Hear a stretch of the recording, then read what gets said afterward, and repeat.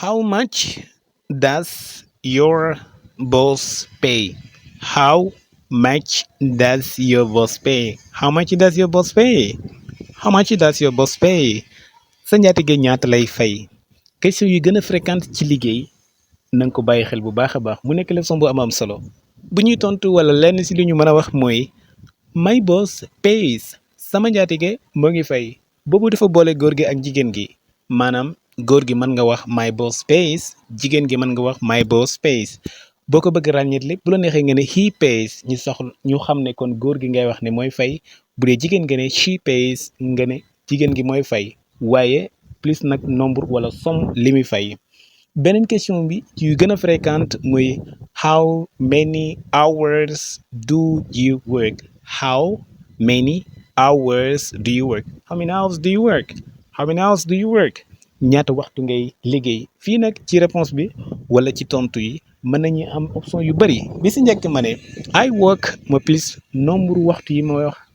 ba pare wax day maanaam maa ngi liggéey exemple I work 2 hours a day maa ngi liggéey ñaari waxtu dégg nga ci bis bi maa ngi liggéey plus nombre waxtu yi nga bëgg a wax ba pare doo ko wax bis bi wala ma ne I work plus nombre fan yi ma bëgg a wax ci semaine bi est-ce que yaa ngi bàyyi xel bu baax li ma wax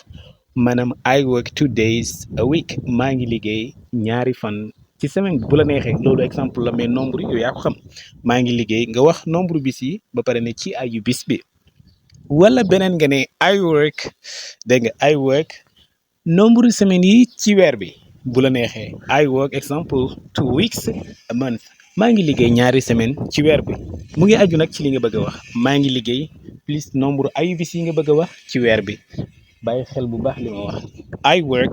plus da nga bëgg a wax ne ci month boo bëgg a wax nag nombre weer yi ci at mi lay wax I work plus nombre yi nga bëgg a wax ci weer bi doog a wax at mi maanaam I work ba tey 2 months a year maa ngi liggéey nangami weer ci at bi bàyyi xel bu baax li ma wax boo ko comprendre nga pliyaat ko boo ci amee question nga laaj ma ko ci commentaire yi beneen question bi gën a fréquente moom itam muy where do you work mooy fan ngay liggéeyee ban barab ban place where do you work fan ngay liggéeyee bàyyi ci xel bu baax where do you work ci anglais boo ko déggee ñu wax ko wala yow boo soxla laaj ci ko loolu ngay wax mooy boo bëgg a wax nit ki na ko fan ngay liggéeyee fii nag réponse ba léegi nga bàyyi xel bu ñu ne I work in maa ngi liggéeyee ci please name of the place maanaam maa ngi liggéeyee nga wax turu barab bi I work in exemple I work in Thiaroye I work in Sandaga ok maa ngi liggéeyee nangam kon loolu barab bi beneen question bi gën a fréquente moom itam mooy who do you work with fii nag with mooy ak ok who do you work with mooy kan ngay liggéey ak yow yàkkan yéene liggéey wala ñan ngay liggéey ak fii tim lu am solo ci réponse yi bu ñu demee nuñ ko mën a amee who do you work with mooy kan ngay liggéey ak wala ñan ngay liggéey ak I work with maa ngi liggéey ak nga please the name I work with maa ngi liggéey ak exemple I work with Ali maa ngi liggéey ak Ali I work with Ibrahim maa ngi liggéey ak Ibrahim gis nga I work with nga please know ki nga bëgg a wax ni moom ngay liggéey ak beneen bi mooy I work with my bu fekkee da nga bëgg a wax maa ngi liggéey ak sama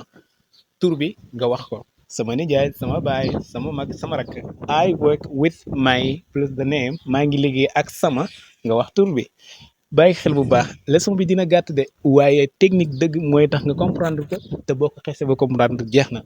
beneen bi mooy when do you go to work kañ ngay liggéey ci ban waxtu kañ ngay dem liggéey when do you work mooy kañ ngay liggéey when do you go to work mooy kañ ngay dem liggéey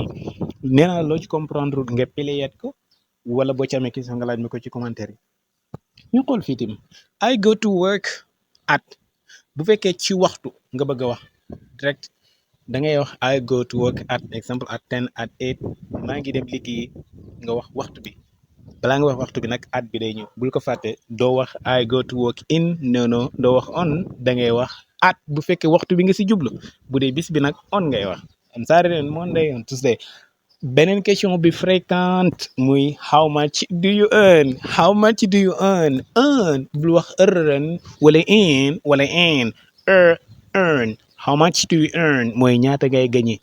bi secret la de ñaata ngay gagné how much do you earn fii tamit réponse bu ñu xoolee ñooy soit bu ñu neexee ñu ne I earn wax somme bi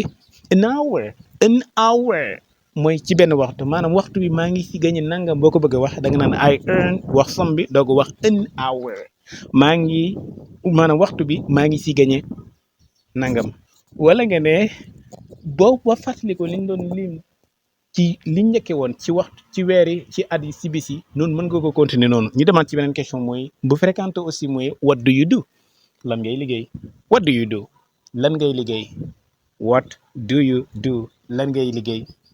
lan ngay def yow fii tim réponse bi mën nañoo am ñaari option mu ngi aju rek ci baat yi loolu anglais moo ko bindoo nag